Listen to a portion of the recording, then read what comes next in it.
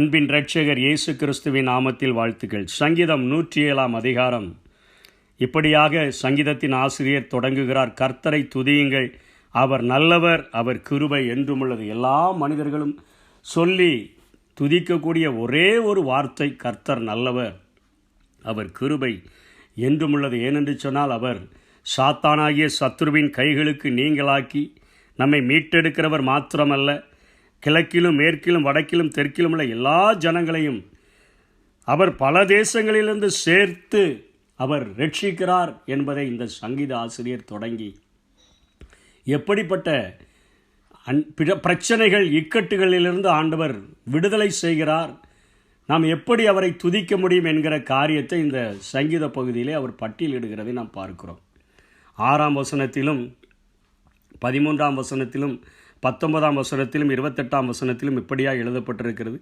தங்கள் ஆபத்திலே கர்த்தரை நோக்கி கூப்பிட்டார்கள், அவர்கள் இக்கட்டுகளிலிருந்து அவர்களை விடுவித்தார் என்று சொல்லி, முதலிலே அவர் சொல்லிக் கொடுக்கிற பிரச்சனை என்ன என்று சொன்னால், 4ஆம் வசனத்திலே அவர்கள் தாபரிக்கும் ஊரை காணாமல் வனாந்திரத்திலே அவாந்திர வெளியாய் பசியாகவும் தாகமாகவும் ஆத்துமா தொய்ந்ததாகவும் அலைந்து திரிந்தார்கள் என்று இங்கே அவர் முதலிலே காண்பித்து கொடுக்கிறார். இஸ்ரவேல் ஜனங்களுக்கு பாலும் தேனும் ஓடுகிற கானான் தேசம், தாபரிக்கிற ஒரு ஊர் என்று சொல்லி ஆண்டவர் அழைத்து செல்லும் பொழுது, ஒரு நாடையே தருவேன் என்று சொல்லி வாக்கருளி கொண்டு செல்லும் பொழுது, அவர்கள் இன்றைக்கு சேர்ந்து விடலாம், நாளைக்கு சேர்ந்து விடலாம் என்று சொல்லி அவர்கள் சேர முடியாத அந்த சூழ்நிலையின் மத்தியிலே 40 வருடங்கள் அவர்கள் அலையக்கூடியதான அந்த சூழ்நிலையின் மத்தியிலே அவர்கள் மனதிலே சோர்வுள்ளவர்களாக, ஆத்துமாவிலே இளைப்படைந்தவர்களாக, எல்லா மனிதர்களுக்கும் இருக்கிற பிரச்சனையை போல பசி உள்ளவர்களாக, தாகமுள்ளவர்களாக அவர்கள் நாவரண்டு போன நேரங்களிலெல்லாம் அப்படிப்பட்ட ஒரு ஆபத்தான கட்டத்திலே கர்த்தரை நோக்கி கூப்பிட்டார்கள். அவர்கள் இக்கட்டுகளிலிருந்து அவர்களை விடுதலை செய்தார்.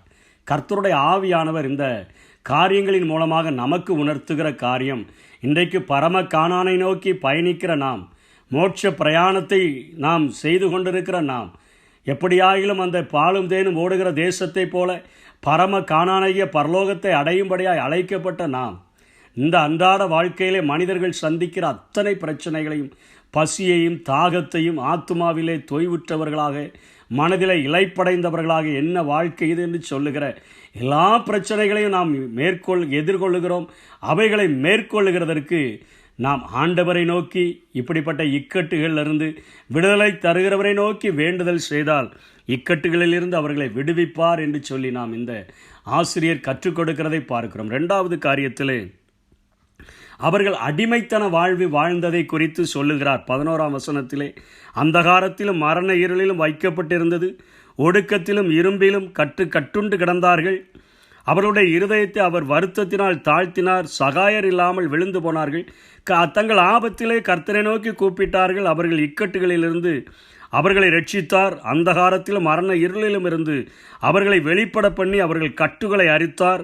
கர்த்தர் வெண்கல கதவுகளை உடைத்து இருப்பு தாள்களை முறித்தார் என்று அவருடைய கிருபை நிமித்தமும் மனுப்புத்திரருக்கு அவர் செய்கிற அதிசயங்களின் நிமித்தமும் அவரை துதிப்பார்களாக. இது அவர்களுடைய அடிமைத்தன வாழ்வு. எகிப்திலே இருப்பு கால்வாயை போன்ற அடைக்கப்பட்ட வெண்கல கதவுகளும் இருப்பு தாள்களும் அவர்களை அடைத்து வைத்திருந்தது போல ஒரு அடிமைத்தன வாழ்வு. வெளியே தப்பித்து ஓடிவிடலாம் என்று சொல்லி நினைத்தால் முடியாத அளவிற்கு காலையிலே பிறக்கிற குழந்தைகளே அடிமைகளாக பிறக்கிற அந்த ஒரு கொடிய நிலைமை.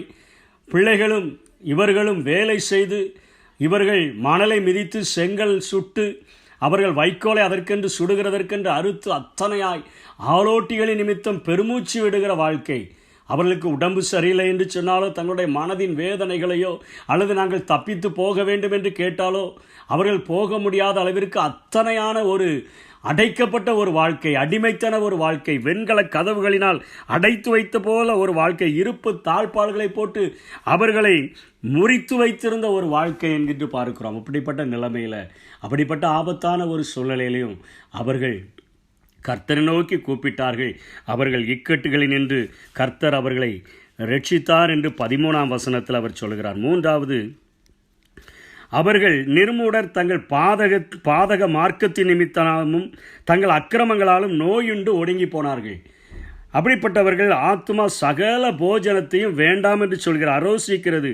அவர்கள் மரண வாசல்கள் பரியந்தமும் சமீபிக்கிறார்கள். இது கொடிய வியாதியிலே மரணப்படுக்கையில் இருக்கிற ஒரு மனிதன், எல்லா மனிதர்களும் கைவிட்டு, இன்றைக்கு மருத்துவர்களோ குடும்பத்தாரோ எல்லாரும் கைவிட்டு பெருமூச்சு விட்டு கிடக்கிற அந்த நேரத்திலும், அப்படிப்பட்ட ஆபத்து நேரத்தில் ஆண்டவரை நோக்கி அவன் கூப்பிட்டால் அவர் வசனத்தை அனுப்பி அவர்களை குணமாக்கி அவர்களை அழிவுக்கு தப்புவிக்கிறார். இன்றைக்கும் அவருடைய தழும்புகளினால் எத்தனையோ மரண படுக்கையில் இருக்கிறவர்களை ஆண்டவர் சுகமாக்குகிறவராக, சுகம் கொடுக்கிறவராக, உலகமெல்லாம் கைவிட்ட சூழ்நிலையிலும் நம்மை அவர் தூக்கி எடுக்கிற ஒரு ஆண்டவராக இருக்கிறார் என்பதை இந்த சங்கீத பகுதி சொல்லிக் கொடுக்கிறதுபடியினாலே தான் கர்த்தர் நல்லவர், அவர் கிருபை என்றும் உள்ளது, கர்த்தரை துதியுங்கள் என்று சொல்கிறார். கடைசியாக கப்பலிலே வியாபாரம் பண்ணுகிறவர்கள் என்று சொல்லப்படுகிற ஒரு காரியத்தையும் இங்கே அவர் காட்டி கொடுக்கிறார். 23ஆம் வசனத்திலே, கப்பல் ஏறி கடல் யாத்திரை பண்ணி திரளான தண்ணீர்களிலே தொழில் செய்கிறார்களே, அவர்கள் கர்த்தருடைய கிரியையையும் ஆழத்திலே அவருடைய அதிசயங்களையும் காண்கிறார்கள். அவர் கட்டளையிட பெருங்காற்று எழும்பி அதன் அலைகளை கொந்தளிக்க பண்ணும். அவர்கள் ஆகாயத்தில் ஏறி ஆழங்களில் இறங்குகிறார்கள். அவர்கள் ஆத்துமா கிளேசத்தினால் கரைந்து போகிறது. வெறித்தவனைப் போல் அலைந்து தடுமாறுகிறார்கள். அவர்களுடைய ஞானமெல்லாம் மூழ்கி போயிற்று. அப்பொழுது தங்கள் ஆபத்திலே கர்த்தரை நோக்கி கூப்பிடுகிறார்கள். அவர்கள் இக்கட்டுகளுக்கு அவர்களை நீங்களாக்கி விடுவிக்கிறார். கப்பலிலே வியாபாரம் செய்து இன்றைக்கு இந்த இடத்துக்கு போகலாம், யாக்கோபு சொல்கிறது போல நாளைக்கு அங்கே போகலாம், அவ்வளவு பொருள்களை சேர்த்துடலாம், இவ்வளவு பொருள்களை சேர்த்துடலாம், அப்படிப்பட்ட ஒரு தொழிலை நடத்திடலான்னு சொல்லி இன்றைக்கி தொழில் தொடங்குகிறவர்கள் எல்லாம் இப்படிப்பட்ட சூழ்நிலைகளிலே தங்களுடைய பலத்தை நம்பி, தங்களுடைய சுய பலத்தையும் சுய ஞானத்தையும் நம்பி கப்பலிலே வேலை செய்கிறது போல, வியாபாரம் செய்கிறது போல அவர்கள் வியாபாரம் செய்ய புறப்படும் பொழுது ஆண்டவர் பெருங்காற்றிற்கு கட்டளையிடும் போது அது கடல்களினுடைய அலைகளை பெரிதாக எழும்ப பண்ணுகிறதினாலே ஆகாயத்துக்கு தூக்கி அடித்தது போலவும் ஆழத்தில் இறங்குகிறது போலவும் அவருடைய வாழ்க்கையில் அநேக பிரச்சனைகள் வரும்பொழுது ஆத்துமா கிளேசத்தினால் மன கவலையினால் கரைந்து போகிறது. ஐயோ, இப்படிலாம் கிடைக்கும்னு நினச்சோமே, நம்முடைய நிலைமை இப்படி ஆகிவிட்டது. யோனாவோடு கூட தர்ஷீசுக்கு அநேகர் பிஸ்னஸ்மேன்கள் பிரயாணம் பண்ணும்படியாய் கடந்து போனார்கள். ஆனால் யோனாவின் நிமித்தமாக ஒரு பெரிய காற்றை ஆண்டவர் கடலிலே கட்டளையிட்ட பொழுது அவர்கள் தங்களுடைய சரக்குகளையெல்லாம் அள்ளி கடலிலே தூக்கி எறிய வேண்டியதாயிற்று. அன்றைக்கு அவர்களுடைய நிலைமை அப்படித்தான் இருந்தது. ஆனாலும் அவர்கள் அப்படிப்பட்ட ஆபத்தில் கர்த்தரை நோக்கி கூப்பிடும் பொழுது அவர்கள் இக்கட்டுகளுக்கு அவர்களை விடுதலையாக்கி கொந்தளிப்பை அமர்த்தி அலைகளை அடக்கி அமைதல் உண்டாக்குகிறது நிமித்தமாக அவர்கள் மீண்டும் சந்தோஷப்படுகிறார்கள். முதல்ல தங்களுடைய ஞானத்தை பயன்படுத்தி எப்படியாவது தப்பிச்சிடலான்னு நினைக்கிறாங்க. ஆனால் ஒன்றும் முடியலங்கும் போது வெறித்தவனைப் போல அவர்கள் அலைந்து தடுமாறுகிறார்கள்.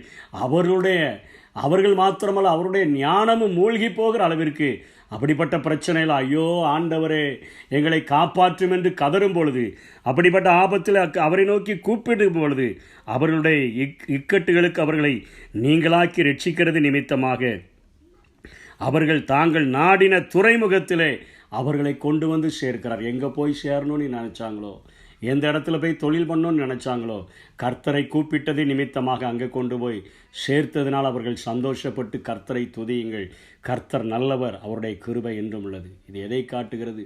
நம்முடைய அன்றாட வாழ்க்கையானாலும் சரி, நம்மளுடைய அடிமைத்தன வாழ்வானாலும் சரி, நம்முடைய நோய்வாய்ப்பட்ட வாழ்க்கையானாலும் சரி, நம்முடைய தொழில்துறைகள் சார்ந்த வாழ்க்கையானாலும் சரி, நம்முடைய வாழ்வினுடைய எல்லா பகுதிகளிலும் ஆபத்துகள் சூழ்ந்து வரும் பொழுது, ஆபத்தில் கர்த்தரை நோக்கி நம்ம கூப்பிடும் பொழுது கர்த்தர் அந்த இக்கட்டுகளில் இருந்து இன்றைக்கும் நம்மை நீங்களாக்கி விடுவிக்கிறதற்கு அவர் நல்லவராக இருக்கிறார். கர்த்தரை துதியுங்கள், அவர் கிருபை என்றும் உள்ளது. அப்படிப்பட்ட கிருபைகளை தேவன் நமக்கு தந்தருள்வாராக. ஆமென். நெருக்கத்திலே கர்த்தரை நோக்கி கதறி கூப்பிட்டேன், நெருங்கி வந்து குரலை கேட்டு விடுதலை கொடுத்தார். நெருங்கி வந்து குரலை கேட்டு விடுதலை கொடுத்தார். கர்த்தரையே துதிப்பே, காலமெல்லாம் துதிப்பே, கர்த்தரையே துதிப்பே, காலமெல்லாம் துதிப்பே.